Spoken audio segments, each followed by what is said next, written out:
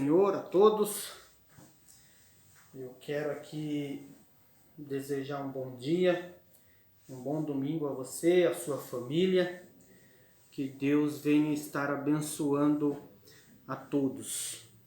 Nessa manhã nós vamos estar aqui aprendendo um pouco mais da palavra de Deus, né, da Escola Bíblica Dominical, a classe dos jovens.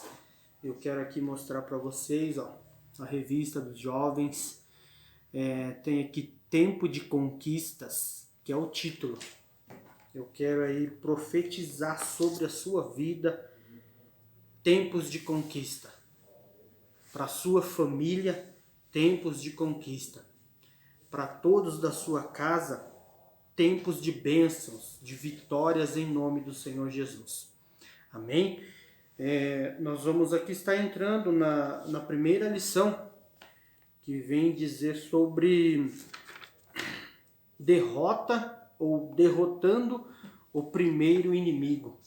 Né? O título da primeira lição diz assim: a primeira batalha dos hebreus na terra prometida. Ela vem aqui dizer: Jericó era uma cidade forte. Não é novidade, né, para ninguém o quão forte eram os muros de Jericó, né, a potência que era, a fortaleza que era os muros de Jericó. Não é novidade para ninguém que Moisés, quando ele subiu no Monte Nebo, ele teve uma visão de toda a terra de Canaã. E a Bíblia vai dizer lá em Deuteronômio capítulo 34, verso 1, que Moisés ele ficou admirado com os muros de Jericó. Tamanha era aquela fortaleza. Né? Se você pegar aí os estudos, vão dizer que a cidade de Jericó ela tomava uma área de 32 quilômetros, rodeada por esses fortes muros. Né? O muro de Jericó ele tinha aproximadamente 9 metros de altura e 6 metros de largura, de espessura. Então por aí você já pode imaginar quão seria difícil a primeira batalha que o povo de Israel iria travar. Transpassar um muro que para eles era um impossível, um muro que era uma fortaleza, um muro que até hoje é admirado pela nossa geração, né? Um muro muito, muito forte, muito potente. Então, nós podemos ver aqui o tamanho desafio que o povo de Israel ele iria atravessar. O muro de Jericó ele era tão forte, tão potente, que há 38 anos atrás, quando Moisés enviou 12 espiões para espionar a terra de Jericó, você vai ver que dos 12 que Moisés enviou, 10 vão voltar admirados com a fortaleza do muro de Jericó. 10 vão voltar surpreendidos, surpresos ali com os relatos, relatando a fortaleza, o muro, que aquele muro seria incapaz de ser derrubado. Mas só que para Deus nada é impossível. Para Deus o impossível torna-se possível, né? Era impossível para o povo de Israel, era impossível ao olho humano aquele muro cair. Era impossível o povo de Israel passar aqueles muros e então ser vitorioso lá dentro de Jericó por causa dos muros. Mas Deus já tinha prometido, Deus já havia dito que entregaria o povo nas mãos de Josué, nas mãos do povo de Israel.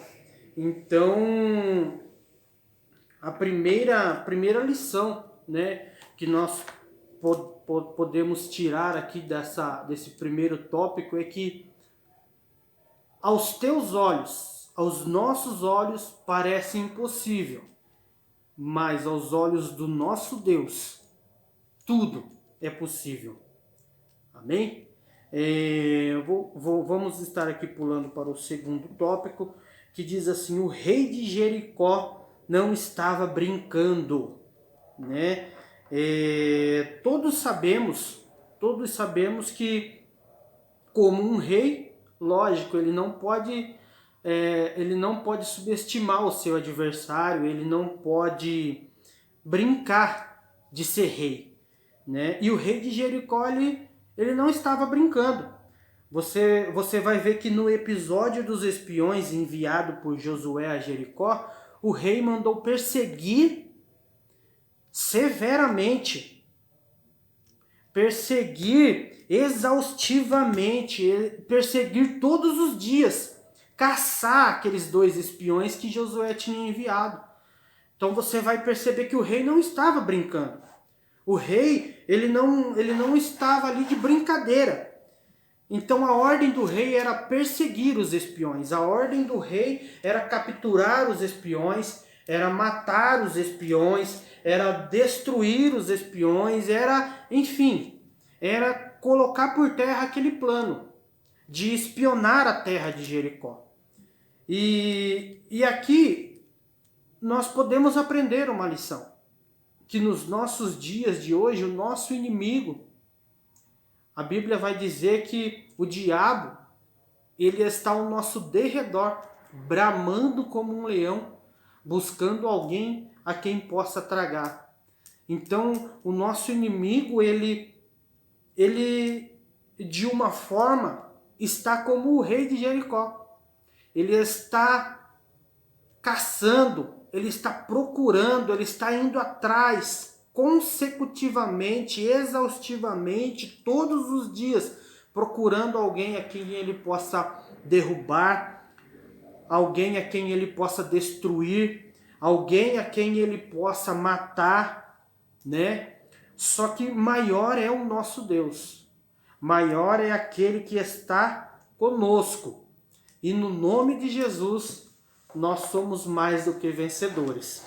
Pulando aqui já para o terceiro tópico, vai dizer aqui, ó: a cidade só cairia com a ajuda de Deus, né? Então, óbvio, se a gente pegar aqui um muro de 9 metros de altura por 6 de largura ou de espessura, só o poder de Deus poderia fazer isso. Levando em conta que Israel não tinha armamentos para derrubar um muro daquele. E se derrubasse Israel com suas próprias mãos, com seus armamentos, Israel ele não tinha soldados preparados para aquela batalha, para aquela guerra. Então somente Deus poderia ajudar a Israel. Somente Deus poderia derrubar o muro. E foi o que aconteceu. Por quê? Porque o povo acreditou, porque o povo confiou, porque o povo obedeceu. Então, no dia de hoje, independente de qual seja a situação, a dificuldade, só Deus pode nos ajudar, só Deus pode nos dar a direção, só Deus pode permitir com que nós possamos e venhamos sermos mais do que vencedores. E aí tem aqui na própria revista uma parte que diz assim, ó: se o inimigo precisasse ser destruído para os hebreus herdarem a terra, por que o Senhor não tratou logo com eles?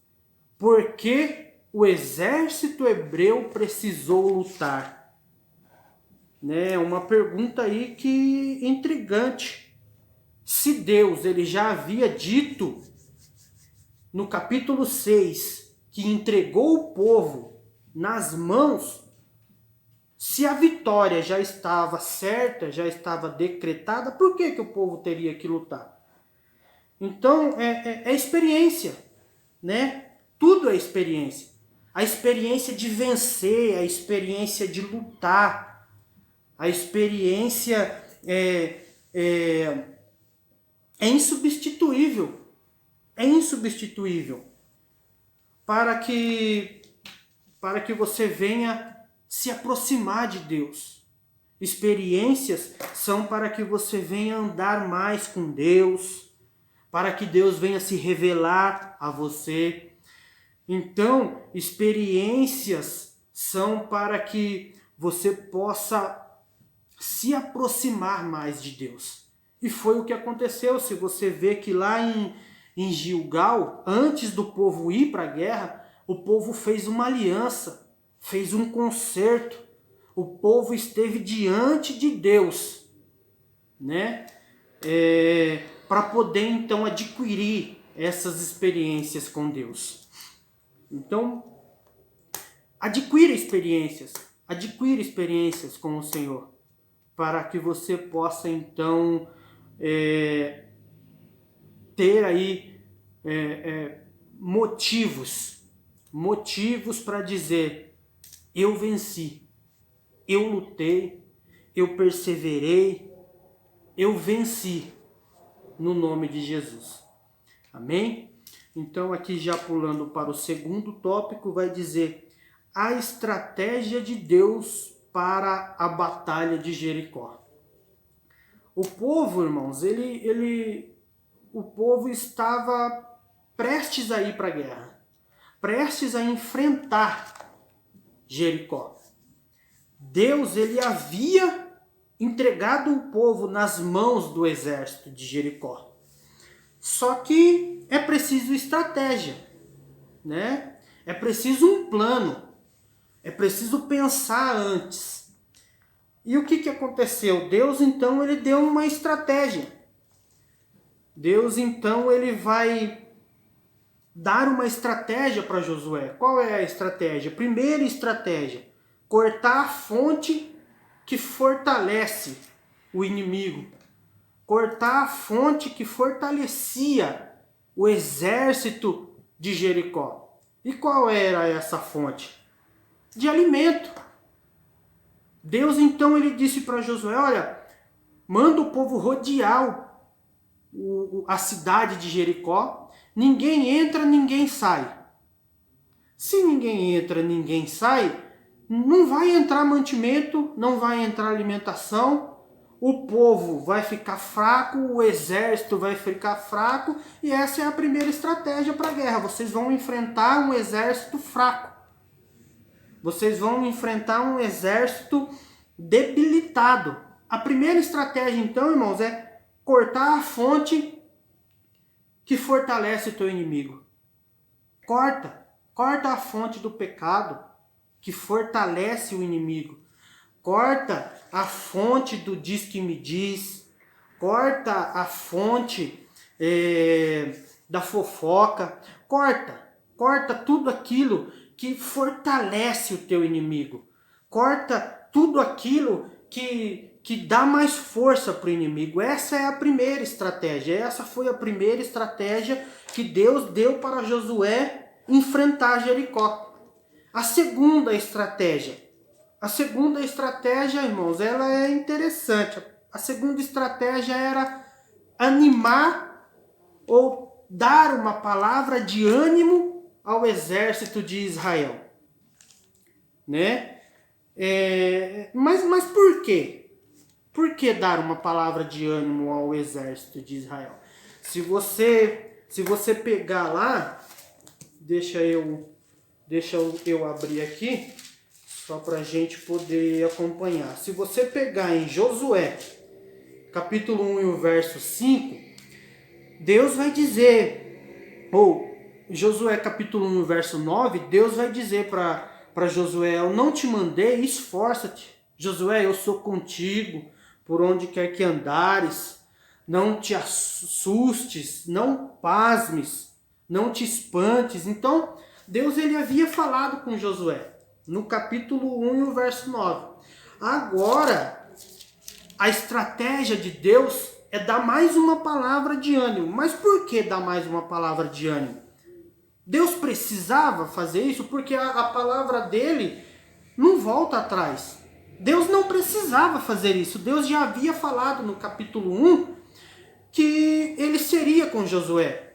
Então por que Deus agora, no capítulo 6 e o verso 2, Deus ele vai dizer assim: olha Josué, entreguei na tua mão Jericó, o seu rei e os seus valentes. Por quê?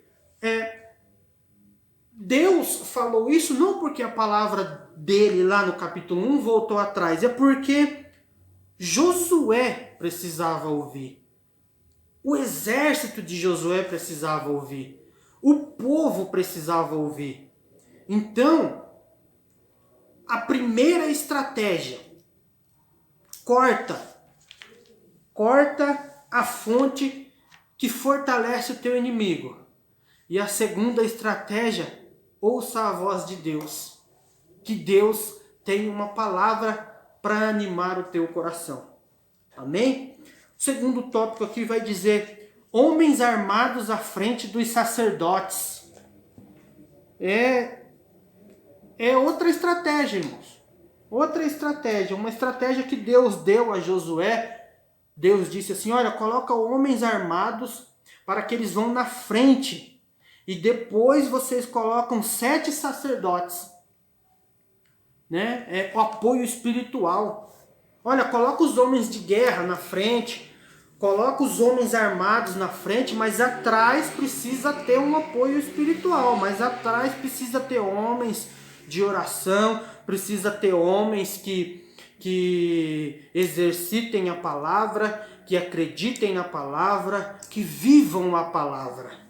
Então, repare que não é só na força do braço, não é só na confiança da arma. Precisa ter apoio espiritual, precisa ter alguém, precisa também ser revestido da palavra de Deus. Ok? Você vai ver aí que o povo, eles rodearam a cidade por 6 dias. 6 dias. Uma vez por dia.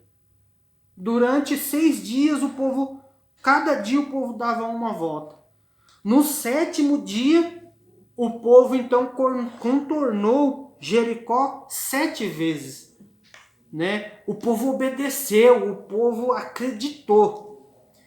O povo então ele ouviu o apoio espiritual, o homem de Deus. Né? O povo acreditou na palavra que Deus havia enviado a Josué, as estratégias, o plano de enfrentamento para enfrentar ali o exército de Jericó. Ok? Então, passando aqui já para o terceiro ponto, diz assim: a espera de um milagre. A espera de um milagre, né? Não é filme, não. Não é nenhum filme, é uma prova que Deus fez com o povo, né? Se você pegar aí que o povo, eles estavam há 40 anos no deserto, no deserto, né? 40 anos no deserto, aí Deus chega e fala assim: olha, vocês vão ter que rodear Jericó por 7 dias. Então, quer dizer, a espera do milagre continuou, né? O povo, depois de 40 anos, então, eles tinham que rodear Jericó por 6 dias. No 7º dia, tinha que dar 7 voltas. Então, é mesmo assim, ser posto à prova, né? Ser mesmo provado. Com que intuito? Com que intenção? Deus ele estava ensinando ao povo a controlar a ansiedade. Somente isso. Deus estava ensinando o povo a ter um coração paciente, confiante, Deus estava ensinando ao povo que é tudo no tempo dele, é tudo na hora dele, é tudo do jeito dele. Então, não era só ficar 40 anos no deserto e pronto, a terra é nossa. Não, agora vocês precisam lutar por ela. Agora vocês precisam conquistar ela, né? E como se isso não bastasse, vocês vão 6 dias, 7 dias, vocês vão rodear a terra, né? É preciso ter, então, paciência para poder, assim, ser abençoado por Deus, para alcançar aquilo que Deus prometeu, para os planos de Deus ser concretizados na sua vida, é preciso ter paciência, é preciso confiar, é preciso esperar, ok? Partindo aqui já para o terceiro e último título, diz assim: Deus se mostra forte para com os que confiam nele, né? Confiança, confiança. O título diz assim, ó, um momento de fé. Então, irmãos, Josué, ele tá com o povo de Israel em frente a um muro com 9 metros de altura, 6 metros de largura, e diga-se de passagem, um sol muito quente, parado de frente a um muro, e a ordem de Deus é que quando Josué, o líder deles, ordenasse, o povo deveria gritar, né? O povo deveria gritar. É um momento de fé, irmão, é preciso ter fé, é preciso acreditar realmente que você vai chegar diante da tua dificuldade, vai dar um brado, vai gritar e essa dificuldade vai passar. É preciso acreditar como o povo de Israel acreditou que eles estavam diante de um muro, o muro de Jericó, que eles iriam gritar e o muro iria cair. É preciso ter fé, é preciso acreditar, né? É preciso realmente confiar em Deus. E assim, só para fortalecer aqui essa fala, você vai ver que todos gritaram em uma só voz. A união. Todos estavam unidos, todos estavam em um só propósito, todos estavam juntos, não tinha divisão. E é aí que está o segredo. Deus, ele não opera onde há divisão, onde há separação. Deus, ele opera onde tem união. O povo se uniu, gritou com uma só voz, de uma só vez, e os muros caíram, que é o que a gente vamos ver aqui. Já no segundo tópico, diz assim, ó, caem os muros.